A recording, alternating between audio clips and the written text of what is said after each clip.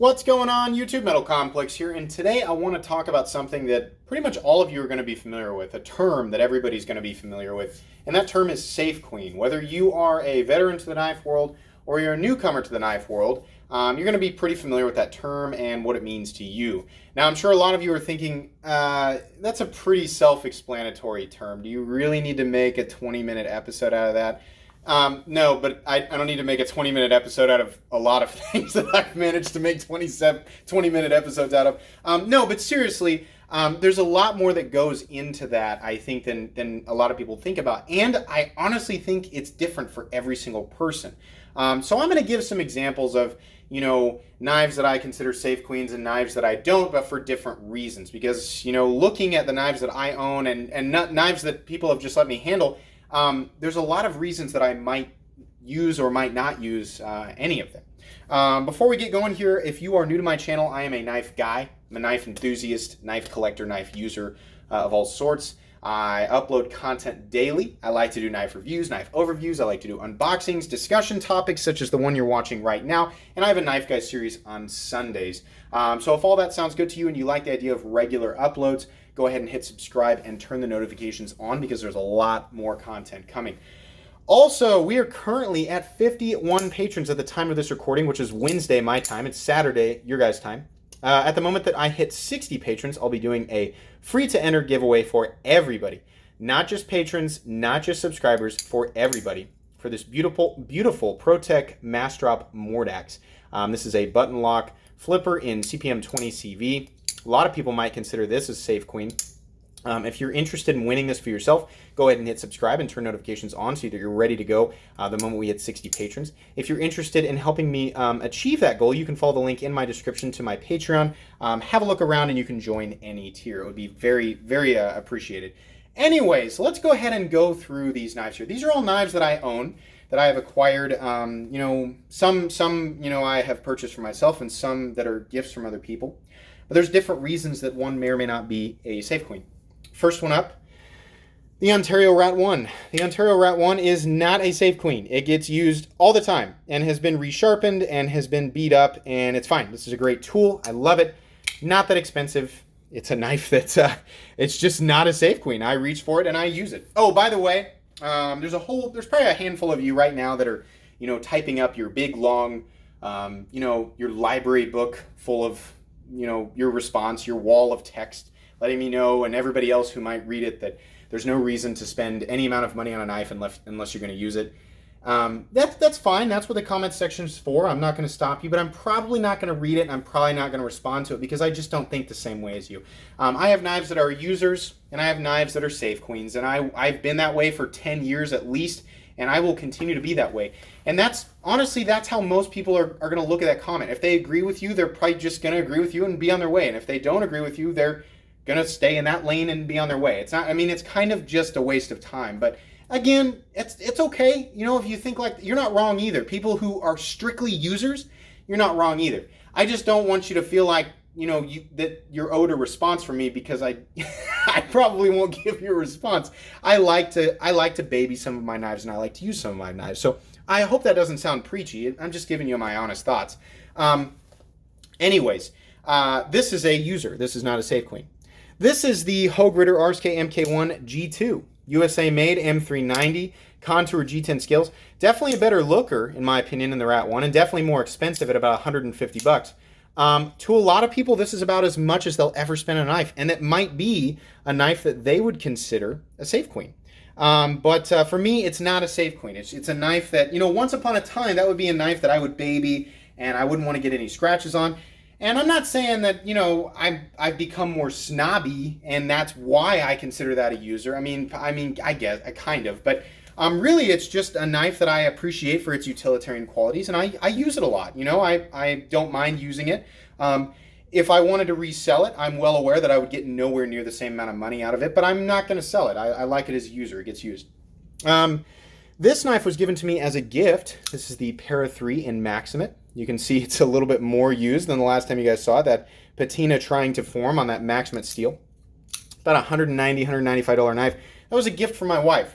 I'm definitely going to never sell it for that reason alone, and that's an important aspect of that. regardless of how much, if that knife cost $1,000 or it cost $20, it was a gift. I'm not going to get rid of it. It doesn't matter, what the circumstances are. I just don't, well, I mean, I guess if it came down to some dire circumstances, maybe, but no, I'm not going to sell that knife just because I want another knife. It was a gift, and it was a gift for my wife. I'm just not going to sell it. So, but on top of that, that is a knife that I would have purchased for myself and that I would have turned into a user. I enjoy the ergonomics, the blade shape. It has a lot of qualities, that I would consider to be perfect for day-to-day use. So that's a user for me. The next knife is substantially more expensive, which is reason enough alone for some people to consider a certain knife to be a safe queen. This is the Red Horse Knives Chopper Mid-Tech. These run, you can still get these. They're $550. Mid-Tech knife. Again, for anybody who's not familiar with that term, some qualities are handmade, some are machine-made. Most of the parts are made in-house. In this case, a U.S. made knife. A lot more goes into the creation of that knife. There's a lot more handwork, attention to detail, a lot more personal touches. So there's a lot more cost of labor, cost of time that goes into something like that, which is part of the reason why it costs so much more money. It's also using premium materials. This knife, if I had purchased on my own, out of my own pocket, I probably would not want to use it. I probably would be a lot more careful about it. But this was a gift. This was a gift from my good buddy Jeff Goodnow, who is the gentleman who provides a lot of the really cool and really exotic cutlery on this channel for review. But he gave this knife to me. So that's kind of neat. It's not a safe queen, it's a user, and it's because I know that I'm never going to sell it. I don't want that thing to just sit there and collect dust. This was a gift. So I'm going to use it because I feel like that's the best way to honor Jeff, in the way that, if he gifted me this knife, I don't want to put it on a shelf. I want to use it. I want to enjoy it, so that knife is not a safe queen to me. A more recent acquisition that I haven't 100% decided on yet, and I think best represents, why I'm having to make this video. This was also a gift from Jeff, a recent one that, once again, despite my objections, Jeff insisted on giving to me. And Jeff, I don't want to take too much time up in the video, but thank you so much. Seriously, thank you for me and you guys watching too. Seriously, Jeff provides such amazing content for this channel. He really helps keep it rolling. So if you see him in the comments section, arrowheads, if you see him down there, give him a thumbs up. Jeff insisted that I go ahead and keep this one because I kind of been talking with. I was like, I might want to buy that one from you, and then I ended up buying this other knife, and I was like, not right now, maybe some other time, and he messaged me. He said, "Hey, do you like that ProTech S&G? This is a titanium variant, by the way, not the standard one, the titanium one. And it's also, look at this. Let me finish this story, and I'll tell you why I'm having trouble deciding if I want to use that one or not. He said, "Hey, do you like that S&G? Because if you do, it's yours." And I hadn't looked at my phone for a while, and I opened that up, and I realized he had sent that to me. I don't know how long before I looked at it, and I almost dropped my phone. And I messaged him back, and I said, "You're gonna give me a heart attack with this stuff, man," because I'm not expecting it, but he's just, Jeff's just a generous person. So he was like, "Yeah, you can keep it," and he didn't ask for anything in return. He said, "Yeah, go ahead and keep it." So that's awesome. A couple of things that are making me, number one, spoiler alert, I'm gonna review this knife. This is my favorite automatic knife that I have ever handled for a lot of reasons, and I'll get into the review on that. This has an awesome look to it in terms of this is the first time I've ever handled a Strider, even though it's a ProTech collaboration. I love the blade. I'm a huge fan of the ergonomics. Oh, there's a reason, guys, that they call the Shaman a Strider Co. You see the lines here? The S&G and the Shaman are very similar in terms of ergonomics. So I love the ergos on this guy. Love the automatic feature. Love that it's a titanium scaled automatic knife. And I love that the firing button has a pearl inlay. But really the main reason, despite this is also very expensive. When you could get these, which you can't anymore, I don't think. When you could get these, I want to say these were between $400 and $500. Here's the main reason, if I can focus in on it. Number 2 of 40. I don't know if I really want to use that one. So it was a gift. It was expensive. I didn't have to pay for it out of my own pocket, but it's also a really low serial number and a really unique variant of a knife that's just really cool in general. I kind of don't want to mess that one up because Jeff, clearly if you have used it, you haven't used it very much. So that's one that I'm not 100% sure on. But I love it. And because it was a gift, I'm never going to keep it.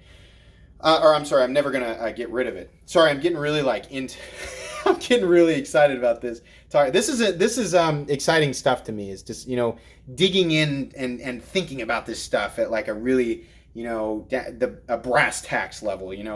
Next up we have the Quest Custom Knives Gentleman's Spear Point. This is a knife that I just acquired from Greg Geckel at Quest Custom Knives. You guys should check them out definitely. This is a beautiful folding knife, titanium, and this sort of mesh finish, this darker titanium. It's not an inlay, it's actually part of the handle. And then the purple anodization on there, it's just beautiful. Hand rub, satin finish there on the blade. This is an expensive knife. It's a full custom knife with some beautiful handwork on it. Amazing, amazing drop shot action. We're also going to get to the review on this guy. But he told me, he said, hey, use it and be brutally honest. He made that knife for me, and he gave it to me. I didn't have to pay for it, full disclosure. But he didn't do that in exchange for a positive review or a guaranteed positive review. He said, I want you to have it, but I want you to be honest, and I want you to be brutal if you have to. I want to know what you think. So number one, I'm never going to get rid of it because it was a gift. It's a really cool gift. I'm going to be honest about my review, absolutely, but that's besides the point. It's not a safe queen. It's one that I'm going to use because I have to decide what my real thoughts and opinions are on it, before I review it. I always try to be honest about this stuff when I review it. But anyways, yeah, so that one's not a safe queen. So all of these have slightly different reasons that they're not safe queens. Save this one because I haven't decided yet, which is very much a thing that I feel like a lot of you who think like me, a lot of times you arrive at that crossroads. Then we have this final one here. This knife, currently my only knife that is 100% a safe queen. This is the XM18 Gen 6. You can see right there the tri-way deal. 20 CV, spear point, non-flipper, in full titanium. This knife is, for those of you who don't know, what I consider the closest thing to Excalibur. Excalibur it's actually the sword in my logo there, represents my own idea of the perfect folding knife. We each have our own Excalibur, right? The culmination of our preferences in utility, in ergonomics, in aesthetics, all of that together in our mind, what it would look like would be Excalibur. Now, I've not actually found Excalibur, but this is as close as I've ever seen to it. The irony is that the makeup, the Excalibur taking the form of this XM18, actually created a knife that that I don't want to use because it's so perfect or nearly perfect. And also because it was super expensive. But here's the weird part. The weirdest part about that is that the knife that I baby the most, the knife that I consider to be as close to perfect as I could possibly imagine, is also, out of all of these, the most likely to be sold. I mean, I'm not going to sell this guy. It's not worth anything. This makes a way better tool, again, than what I'd get out of it. Not going to sell that, that's a gift. Not going to sell that, that's a gift. Not going to sell that, that's a gift. Not going to sell that, that's a gift. This was paid for out of my own pocket, and it's shiny and it's perfect, and there's a reason that other people might want it. So if I want to go after another safe queen or Excalibur, my best chance of acquiring said hypothetical new Excalibur would be selling my current safe queen because it's in the best condition, and it's the one that I stand to lose the least amount of money on as far as the knives that I could sell without creating a horrible pit in my stomach. I mean, if I sold a gift, I'm never going to do that. That would make me feel sick. So that's why I thought this would kind of make an interesting topic because, when I thought about this, I was like, holy cow, my current safe queen, my most coveted knife, is actually the one that I would most likely sell out of a lot of examples. I've got some other examples, because not everybody's going to think exactly like me. A lot of people, for them, number one, I'm not somebody who can afford any knife that they want, right? I know a guy, I know a couple of guys who can, but I can't. I rely on my generous viewers to lend me really cool knives, and that's why I get my hands on all this stuff, but I can't buy whatever I want. For a lot of people, who also cannot buy whatever they want, it's gonna simply come down to price. A knife like the Shaman, for a lot of people, could be considered a safe queen because it's about $180. I honestly believe that the average person who's a knife enthusiast or a knife guy is going to be, what is going on with my camera here? There we go. Is going to be purchasing knives, at maximum between 100 and 150 bucks. I'm not saying everybody. A lot of people, they won't spend over 50 bucks. A lot of people will spend thousands of dollars and not even flinch at a knife that costs 200. For a lot of people though, 200 bucks is a lot of money, right? I think the highest price knife that the average person will buy is probably about a $150 knife. To a lot of people, this could be a safe queen. And the Shaman could be a safe queen because they're used to using knives like this. There's nothing wrong with thinking like that. You don't, just because somebody else is, got something like this as their safe queen.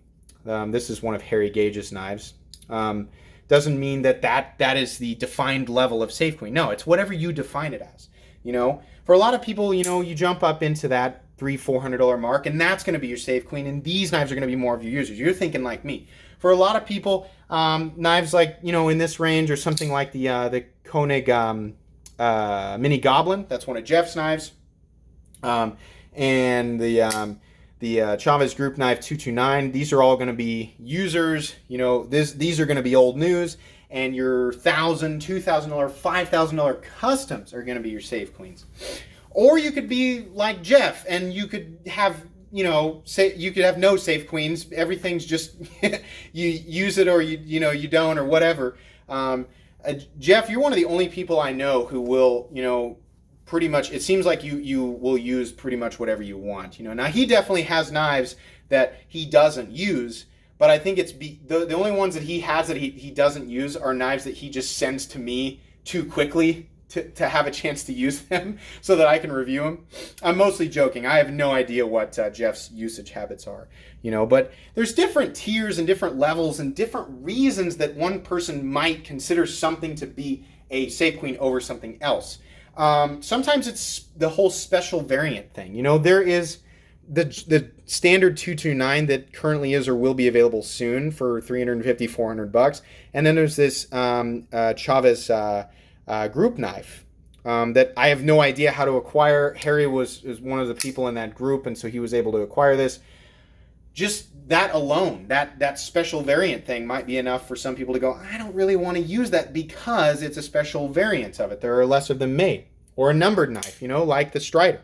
The fact that it's number 2 of 40 is definitely playing a role in my decision-making process. Something as simple as, while this is not technically a special run version of the XM18, another reason I don't want to use it is because Rick Hinder in that video said something about, he hasn't done some of these for a while and he's not planning on doing them for, another long while. And so that's also making me a little bit fearful of using it. Nick Shabazz did an episode here recently about, the FOMO effect and limited run knives and how, how he doesn't like that. And it kind of creates this sort of like, buy me now kind of thing. And yeah, I get where he's coming from. That can be frustrating, feeling compelled to buy something because you might miss out on it. And then also the second wave of that, having it and then being like, I can't fully enjoy it because, it's special and I don't want to, yeah, there's that element to it. But I do agree with him. Truthfully, I do. The small part of me that takes a little bit of a step back from not being quite exactly on the same level is I kind of enjoy the idea of having something that I know that there aren't very many of. And I also enjoy the thought of that thing truly remaining perfect. I don't know why. It just brings me comfort.